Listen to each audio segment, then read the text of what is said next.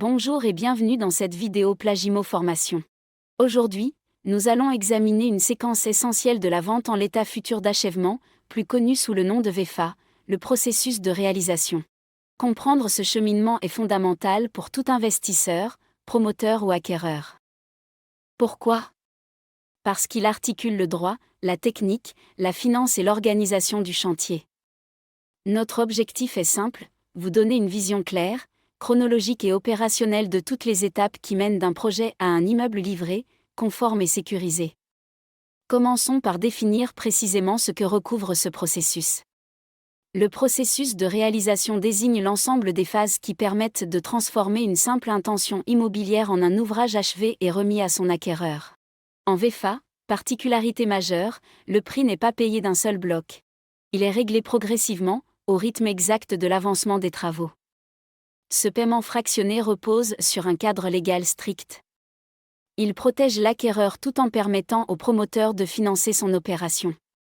Ainsi, le processus englobe tout, la conception, les autorisations administratives, la contractualisation, l'exécution des travaux, les garanties financières, les vérifications techniques, la réception, la livraison et même les suites postérieures à la remise des clés.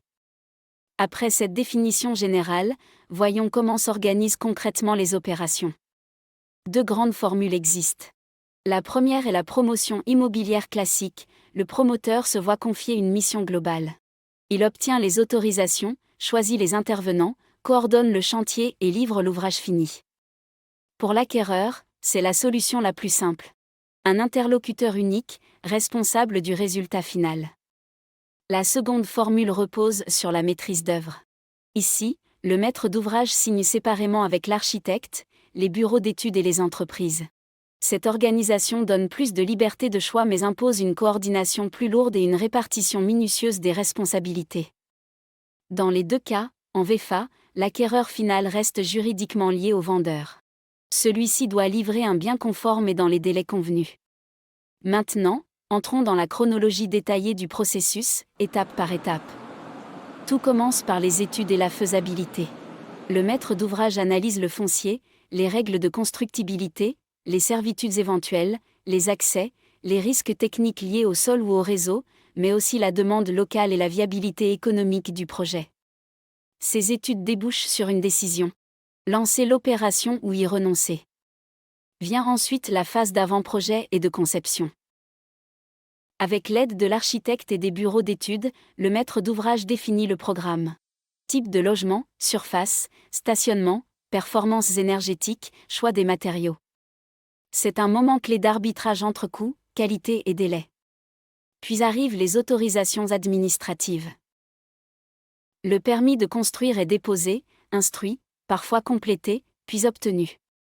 Le promoteur gère également les autorisations connexes comme les démolitions, les accès ou les raccordements. Lorsque le permis est purgé de tout recours, un jalon fondamental est franchi. Sur cette base, on passe au montage financier et aux garanties. Le maître d'ouvrage boucle ses financements. Fonds propres, prêts bancaires, lignes de trésorerie. Il met en place la garantie financière d'achèvement, ou à défaut, une garantie de remboursement. Ces sécurisations sont des piliers de la confiance en VFA. Lorsque les financements sont sécurisés, la commercialisation peut s'ouvrir. C'est la phase du contrat de réservation. L'acquéreur découvre les plans, les maquettes, la notice descriptive et les conditions de vente. Il signe un contrat de réservation, dépose une garantie encadrée par la loi et bénéficie d'un délai de rétractation. Cette étape est aussi pédagogique. Bien expliquer la notice, les surfaces, les prestations et le calendrier évite de nombreux litiges. Une fois ces conditions réunies, place à l'acte authentique de vente chez le notaire. Ce document mentionne les caractéristiques précises du bien, l'échelonnement légal des paiements, la garantie d'achèvement, les délais et les clauses de pénalité. L'acquéreur devient juridiquement engagé dans un cadre hautement sécurisé. Ensuite, le chantier peut démarrer. Le maître d'ouvrage notifie l'ordre de service aux entreprises. L'organisation se met en place, planning, réunions de pilotage, assurances obligatoires comme la dommage ouvrage ou la décennale des constructeurs.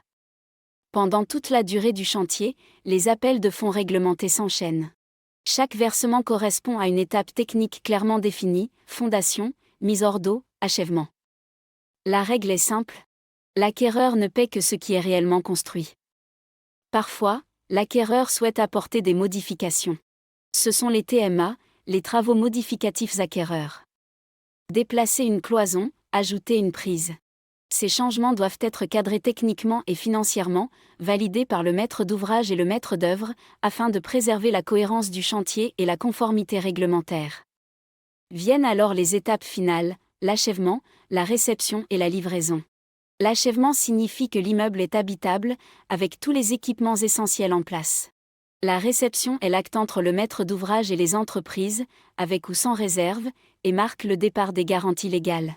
Enfin, la livraison correspond à la remise des clés à l'acquéreur, avec relevé des compteurs, constat des réserves et paiement du solde du prix. Après la livraison, 3 garanties légales protègent l'acquéreur. La garantie de parfait achèvement pendant 1 an, la garantie biennale sur les équipements pendant 2 ans, et la garantie décennale pour les dommages graves pendant 10 ans.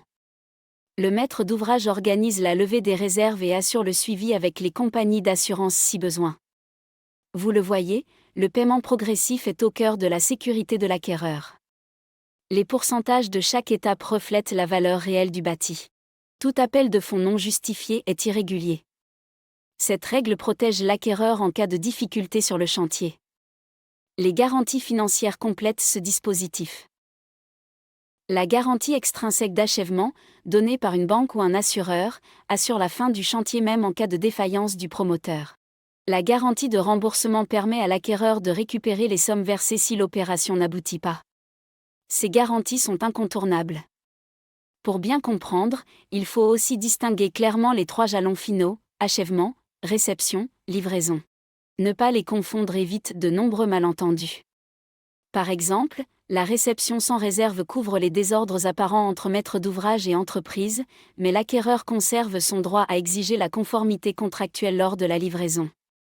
Dans ce processus, les acteurs clés sont nombreux.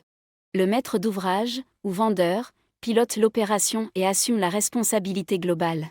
Le maître d'œuvre conçoit et surveille les travaux. Le notaire sécurise l'acte. Les banques financent et délivrent la garantie financière. Les collectivités délivrent les autorisations. Les entreprises exécutent. Et bien sûr, l'acquéreur suit son dossier, fournit les pièces nécessaires et vérifie la conformité à la livraison.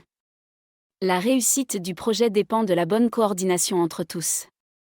Comme dans tout chantier, des risques existent, retard, malfaçon ou défaillance d'un intervenant. La clé pour les éviter ? Anticipation, contrôle régulier, clauses contractuelles claires et communication transparente avec les acquéreurs. Ajoutons la fiscalité. Le statut de neuf est apprécié à compter de l'achèvement, avec un impact sur la TVA et les régimes de plus-value. Pour les dispositifs d'investissement locatif, la date d'achèvement conditionne l'éligibilité. D'où l'importance d'une traçabilité précise avec procès-verbaux et attestations. La jurisprudence rappelle aussi des principes utiles. Un appel de fonds anticipé est irrégulier. La prise de possession anticipée ne vaut pas réception. Et le vendeur reste toujours tenu de livrer conforme, quelle que soit la responsabilité des entreprises. Enfin, notons les enjeux modernes. La réglementation environnementale 2020 pousse vers des bâtiments plus sobres et moins énergivores. Le BIM, la maquette numérique, améliore la coordination technique. La transparence vis-à-vis des acquéreurs, grâce au portail en ligne ou aux vidéos de chantier, réduit les litiges et renforce la confiance. Retenons l'essentiel. Le processus de réalisation est une mécanique où droit, technique et finance s'imbriquent. Les paiements suivent l'avancement réel. Les garanties financières sécurisent l'acquéreur. Les acteurs doivent être coordonnés. Les risques se gèrent par anticipation et transparence. Et les nouveaux outils, qu'ils soient environnementaux ou numériques, transforment durablement la pratique. Voilà pour cette séquence consacrée au processus de réalisation en VFA. Dans la prochaine vidéo, nous aborderons un acteur central, la maîtrise d'œuvre. Nous verrons son rôle, ses missions, ses responsabilités, et la façon dont elle collabore avec le maître d'ouvrage pour respecter les délais, maîtriser les coûts et assurer la qualité du chantier. Merci d'avoir suivi cette vidéo Plagimo Formation. Abonnez-vous à la chaîne pour ne rien manquer de la suite du programme, et retrouvez en description nos supports pédagogiques ainsi que l'accès à la formation complète. Remplissez notre formulaire de contact pour découvrir nos programmes VEFA en cours. Plus de 200 résidences neuves. Partout en France métropolitaine. Scannez-moi et rejoignez l'univers Plagimo.